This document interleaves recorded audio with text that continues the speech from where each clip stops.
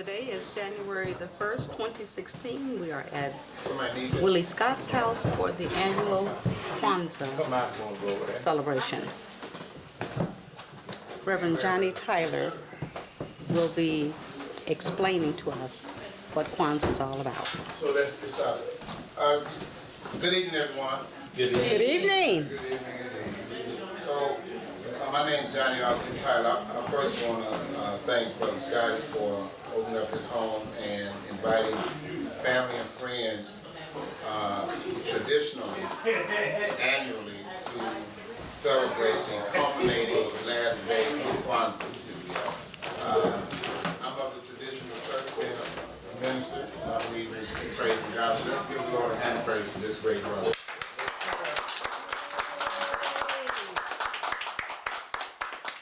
So, Kwanzaa is a uniquely African-American holiday. It was first identified as such by just a celebration. It wasn't a holiday, and it's not technically a holiday now. You won't be able to take off work saying, "I got to celebrate Kwanzaa." But nevertheless, Dr. Malona Karenga, as a graduate student in California, was reacting to the recent California riots in Watts. And so in about 1965 is when the Watts riots took place. So Kwanzaa have its starting date, people will say 1966 officially. It comes from it comes from a African ceremony by the same name, Kwanzaa, only it's spelled with 6 letters, only one A at the end, K-W-A-N-Z-A. And the story is that actually the name that Dr. Karenga was going to give this ceremony was exactly the same.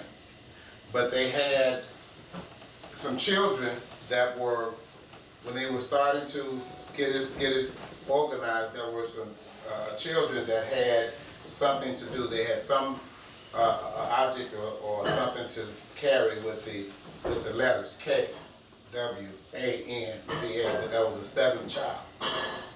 That was the 7th child that did not have a letter, so they added the A. Now, that's the tradition of why it took on 7 principles instead of 6 in terms of the original ceremony. So what we're going to do today, briefly, is just go through some of the main themes, or some of the, when I say themes, some of the main articles of Kwanzaa. Now, it started out African American, but now it is African American and Caribbean, because it is celebrated in the Caribbean as well. Dr. Karenga's original point was not so much as to have a holiday as it was to have a unique cultural experience. The Mexicans, their tradition is Cinco de Mayo. You have the Jewish festivals, you have the Christmas holiday, and so he looked at having this not to compete with New Year or Christmas or Hanukkah, but at that spread time in between, which we're in the festive spirit anyway, as something that could be uniquely African American and shared in that way. Therefore, it starts December the 26th and it ends on January the 1st. And each day there is a traditional greeting, and those of you that know that greeting, it is what? Habarigani, which means typically, what is the word for the day? What's the word for the day? So the word or the principle, which is one of the Nguza Sala, which are 7 principles, is then identified. So the first one is unity, and that is umoja. And so you say, Baragani, and I might respond, Umoja. And then I would talk, you would elaborate, have a conversation around what unity means and how we will, or you might choose to do something that will impact unity in the community, in your home, in relationships, and beyond. And we like to have children do this, so in the evening, the first candle to be lit would be the middle candle, which is the black candle, which stands for the land and for the people, Africa. And so that would be the first one to be lit. Now, it does not burn all night, but it's blown out. And the very next day, that candle will be lit again, and then a red candle all the way to, now, there's some variations of this.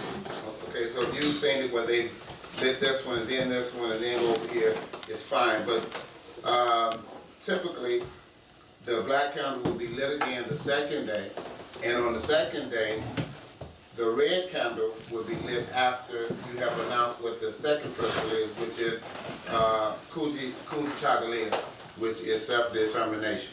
So what I'm going to do now is pass these around, since we have an idea of how that actually goes. So let's just practice. Who have never done this?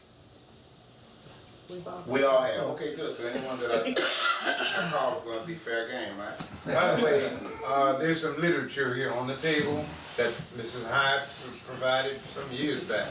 And if you're interested in knowing and reading more about Kwanzaa, please take a copy.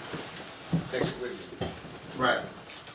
I was gonna say, there's some seats over here too. If anybody wanna come over here. Some seats over here. Oh, yeah, come on. Yeah, if you kids wanna go forward, so you can see I don't like reading, but I am going to read this to you.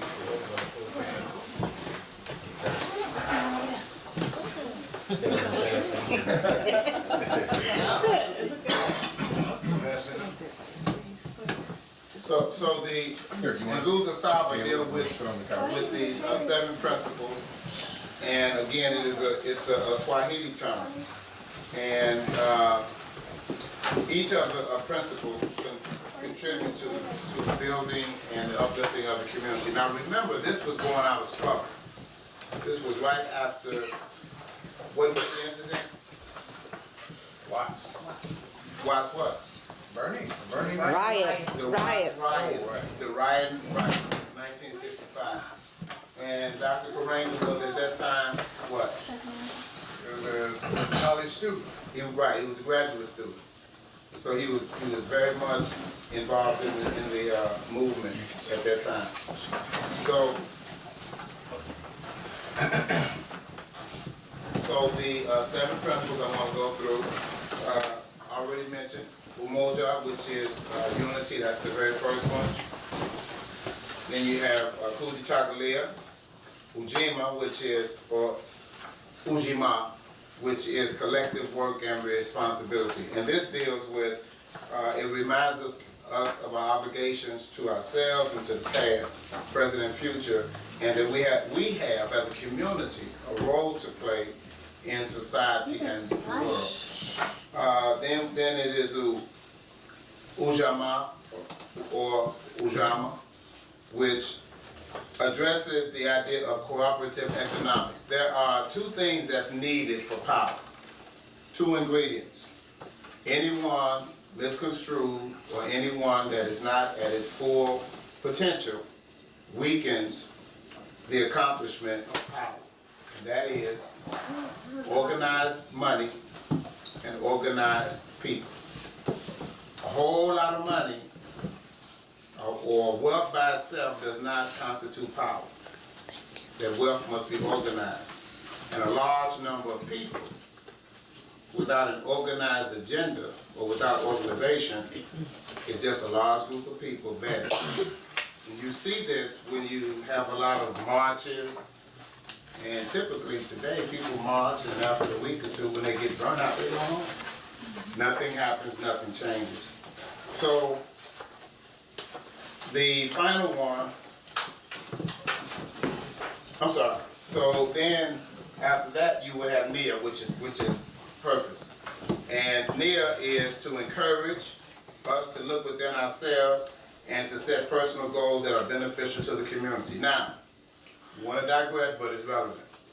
A few years ago, I saw a movie about the rapper Biggie Smalls. How many of you all heard of Biggie? Okay.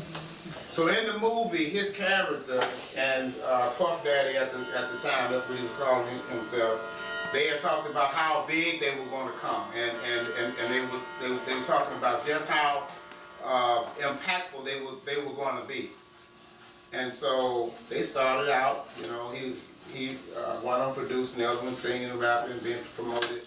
And there came a time when they were somewhat successful, and Biggie's attitude started changing. His personality either came out or it worsened or whatever. He was not consistent with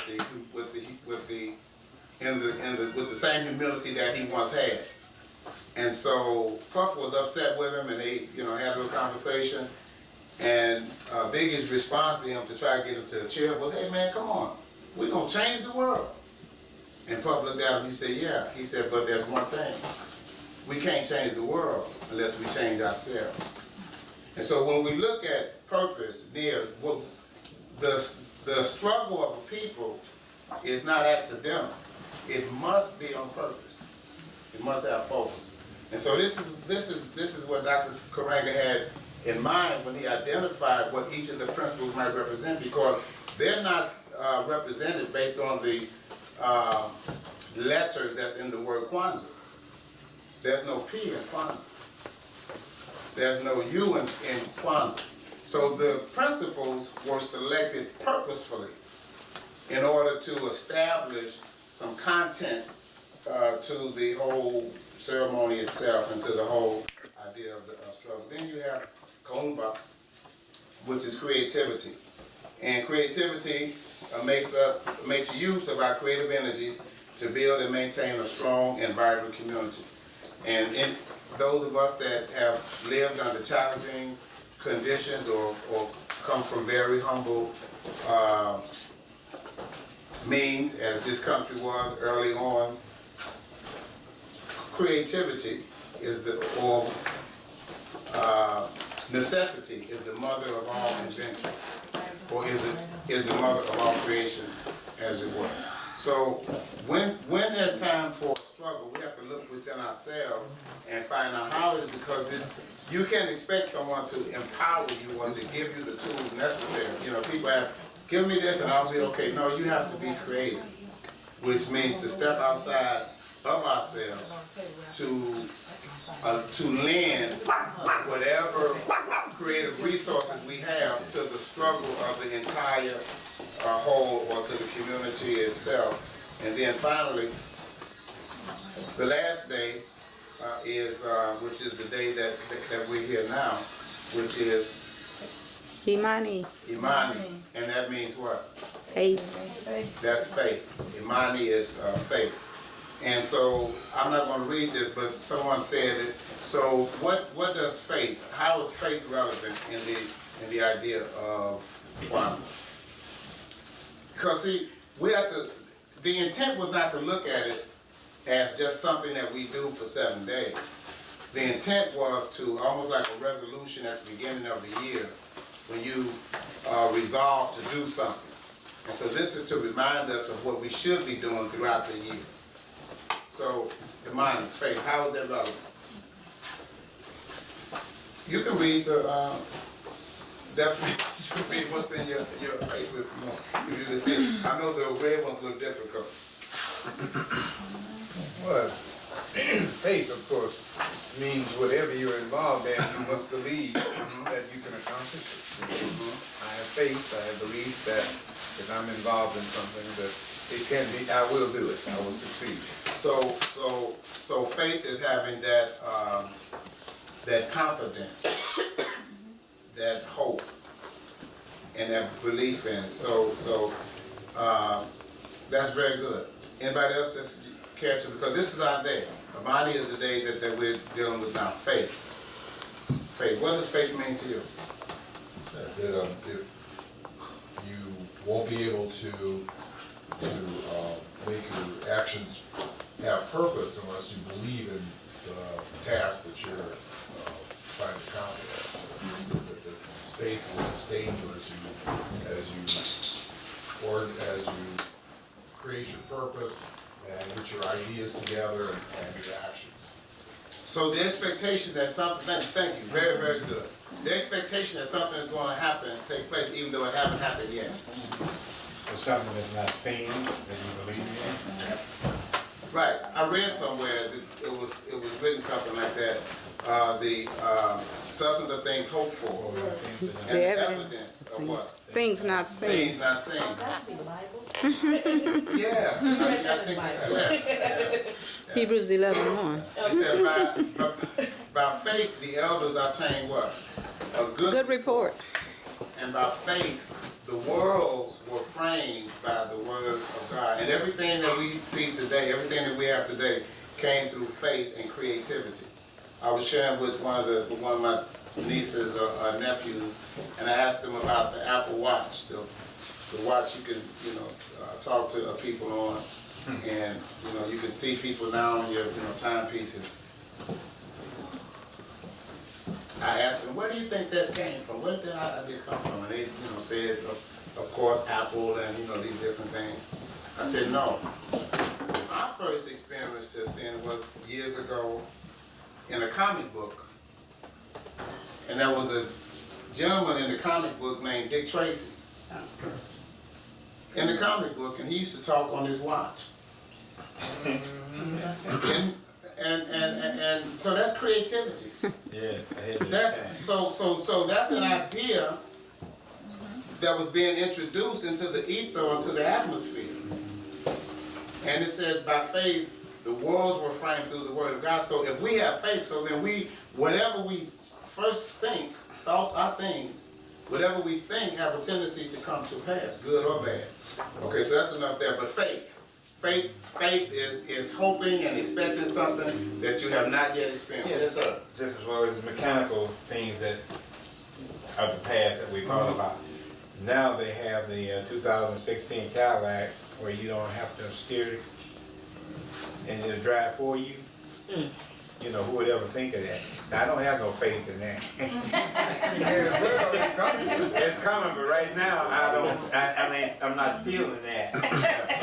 Right now. Well, the ultimate faith, I'm with you there, brother.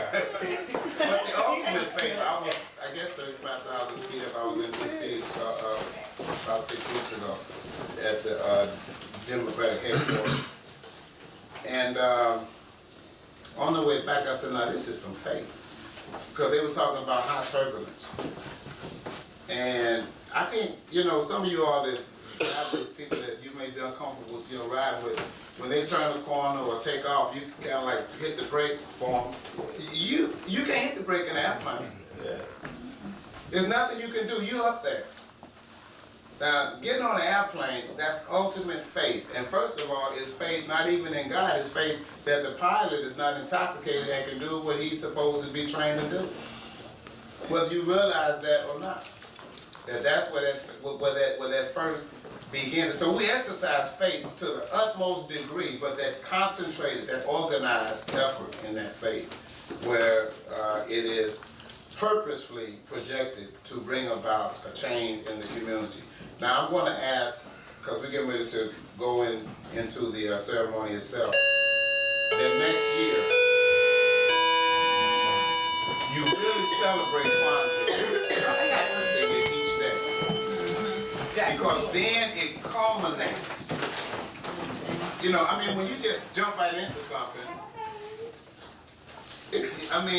sometimes that can be very intense. But oftentimes, the build-up is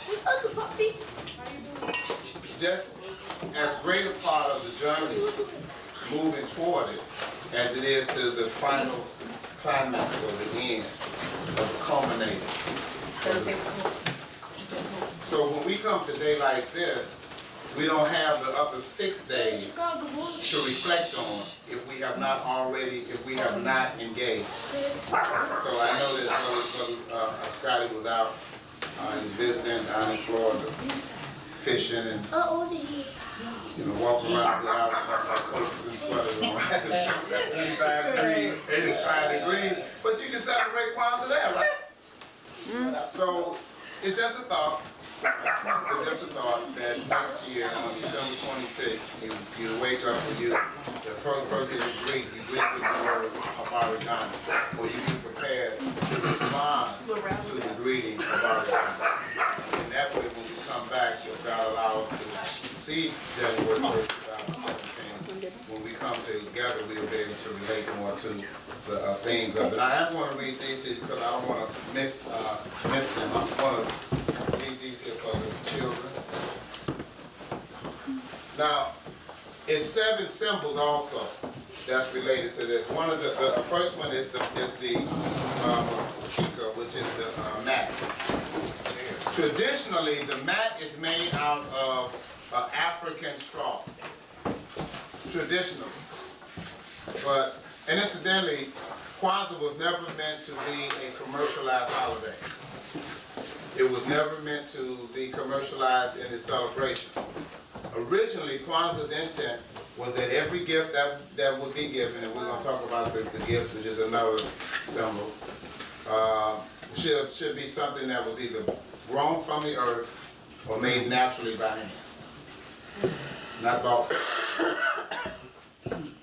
Because it was a statement that was made from the community. But, as with everything else, money talks, right? Okay. So the straw mat, the people, that's a symbol that expresses history, culture, and tradition. It symbolizes the historical, traditional foundation for which we all stand on. All right. And after the makika, so that's one. That's the first symbol. Then you have, which we don't have here, the vibunzi or bunzi, which is the corn, an ear of corn that symbolizes. Now, you can put one kernel of corn in the ground, right? And if it grows properly, what are you going to get? A stalk. And if the stalk produces properly, what are you going to get? You're going to get ears. You're going to start getting ears. And so from one kernel, you don't just get another ear of corn, you get a whole stalk of corn. And so that corn represents the fertility, and it symbolizes the thought of the reproduction or the reproducing of our children. And incidentally, it takes a generation to change a nation. It takes a generation. And it takes that young generation to do it. All you have to do is just look back over history and see who the great conquerors were and what were the ages of the people who made the difference in their lands. And not just in African Americans' tradition, but in history itself. Typically, they were under the age of 30 years old. Typically. Even with Alexander the Great. Sorry? I was just saying what you said, Alexander. He was young at 30. Yeah. He was 21. He was 21. So when Dr. King got started, he was in his 20s, young man out of seminary. But nevertheless, it's not a history lesson. It's the idea that our children are important. Our children is where the investment should be. Then you have the Mashuma Asaba, which are the 7 candles themselves. And they're selected 3 red, 3 green, and 3 black. Now you may see different references to what the black means.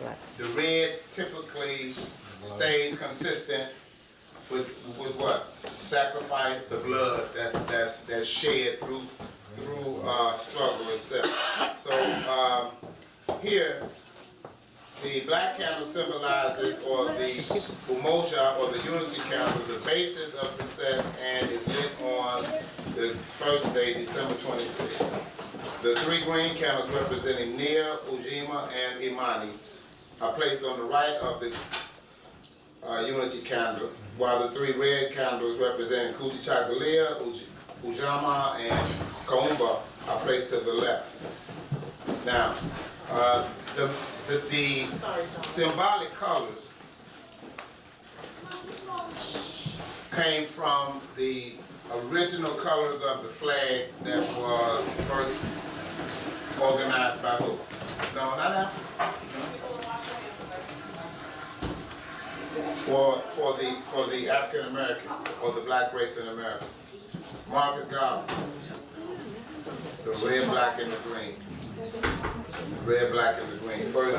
How does that, is that, I'm looking at, that's the symbol, that's the colors of the African flag as well. It's a color of several different other countries' flag, but remember, we're talking Kwanzaa, and we're talking Karanga's mindset. So he reached to Marcus Garvey. He reached to the African American flag color. He didn't, so, because the idea is to make it a uniquely African American tradition, not an African tradition. It's, so some of the things are borrowed from Africa. Remember the word itself, Kwanzaa, is an African celebration, but this isn't. But it's not celebrated like this. The ceremony isn't like this. It's the principles. It's the idea that he's creating something. So he's creating something. But you're right. There are African nations that have the colors red, black, and green. But you have to remember, Africa is a continent. It's not a country. So for his purposes, he was looking at Marcus Garvey. All right. So I was going to talk about these. So they represent red is the color of Shango, Yoruba, or the god of fire, thunder, and lightning. Then you also have the black, not just for the earth, but you have black for the people. Then you have green for the fertility, green for the land. Okay. Then you have the canaro, which we're also making with, which is the candle holder. And after the canaro, you have the unity cup. And here we have our Tacoma, the unity cup. And the unity cup is used for libation. And a libation ceremony.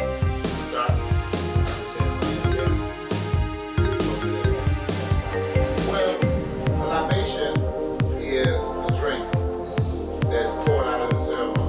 And it can be for that. And it is used in some ceremonies. They call on as the what we say, what's your name? Ken. As Ken just shared with us, you may call on for memory someone who have gone on in the struggle. Now, let's make this relevant. It doesn't necessarily mean that you're calling on or you are recognizing the spirit of heritage, because your aunt, your uncle, your brother, your sister, in the struggle to help you get to where you are. So it's not this national definition of those who have gone on or those who live through the struggle. You may remember one of your parents. You may remember, someone else that have given of themselves so that others might benefit, or that you have benefited.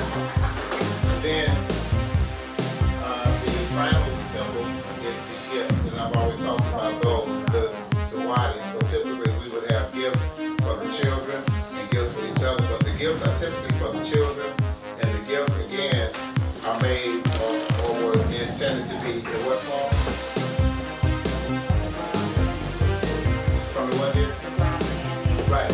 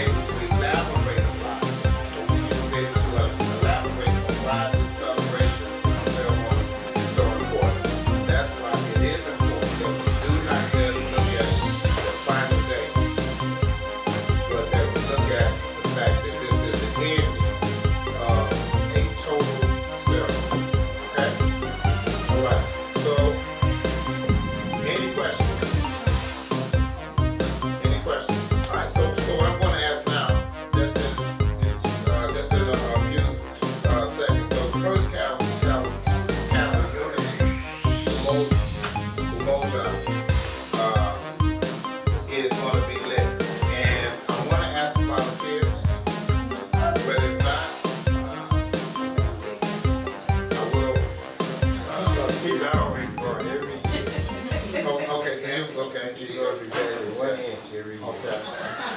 There you go. Who else is volunteering? Yes, sir. Come on up and get you a tag, man. Yes, sir. You like one? You like one? He wants one. Please Oh, do. great, okay. People in the dining room, you ought to join us. It's called We have one, we have another volunteer. Who's gonna read the card? Come get your card. We just want you to read the card and come. Taylor? Thank you. Now, at the end, before we do the libation, I'm sorry, after we do the libation, I'm gonna need you to stay in the room, dear. Stand here. Yeah, I'm gonna need you to stand here. You know what? You're in front of the camera. So you Yeah. can sit on the camera. Come on in. In the end, before we, which is our dismissal or the ending of the ceremony, it ends with what's called the Rambe. And how many of you all know the signal of the symbol of power that's used in the struggle? It's the what? No, I don't know. Is it the fist? It is the fist. Yeah, I got it right. It is the fist. And we'll see the fist like this, right? But it's not typically held there. Yeah, here. Have you ever saw it like this? That's the symbol. Now we can do it, you know, any kind of way. I remember the picture I saw of the three brothers that won in the Olympics. Was that 68 or 72? And they each took first, second, third place, and they represented, right? Yeah. So in a situation like that, doing this would make it seem kind of timid. So they you know, they exerted all the way. All right. But you start with that, you know, the Rambe. Okay, we're gonna do that at the end, and that ends our celebration. Ken and I are gonna demonstrate that. Ken and I are gonna lead you in that, okay? And then you would typically pour the libation. Now, what we do at home when we're not outside, we have a plant. Right there. Yeah. So we have a plant, but we're not gonna move that. Yeah. We're not gonna move that. So we'll illustrate, okay? So we don't have anything in here, so we will, as an illustration, and as a symbol, we'll just pour as we're pouring a libation. And I want to ask you, while they're lighting the candle, and they're going to light the candle, and they're going to tell us, they're going to read their card, and then corresponding. So we're not going to blow them out. They're going to light the black and the red, then the green and the red. And I need you to go in the order, or come in the order that I call you all in.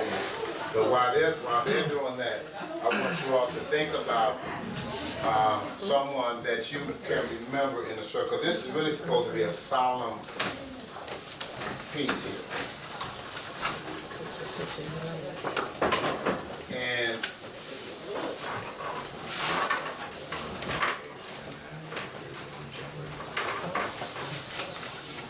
I like the unity symbol here. This is great. But the son gave me that. Yeah, that's probably from Ghana. Yeah, Ghana came. But think about someone in the struggle that when you think about accomplishment or achievement, whether it's for people or for yourself, you realize that if it had not been for them, you might not have the success that you do have, whatever little success that is. There hasn't been any grand scale. But we all know that none of us have gotten where we are by ourselves, right? Right. Some of us know that, right? Yes. Okay. All right. So, young man, I'm going to ask you to come forward. You're going to have the first one. Now, you know how to operate this? Okay. I'm going to light it for you. Then you.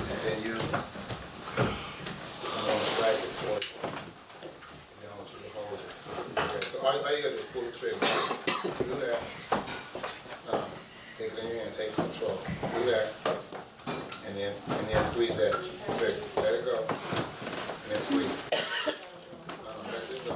And then just let it go. And then just squeeze it. Let's do it once. Here, let me see it again. Watch, you see that? Or like that, and then squeeze it. Okay. There you go. No. Now See squeeze that it. lighter. Is it there? You want to try the lighter? Yeah, if it's better, absolutely. I don't want to burn his hand. He will be okay. You sure? We're gonna have to, One in the center. Go ahead. here, guide my hand.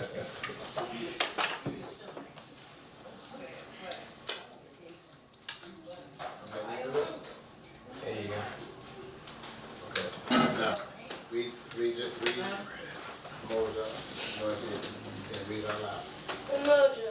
Unity stresses the importance of togetherness for the family and the community, which is reflected in the African saying, I am we or I am because we are.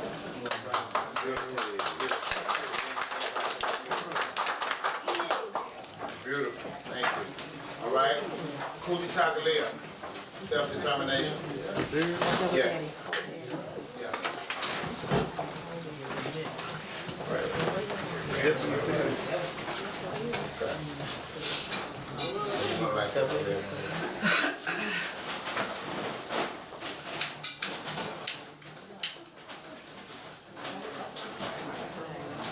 Anything else? Is it the conversation?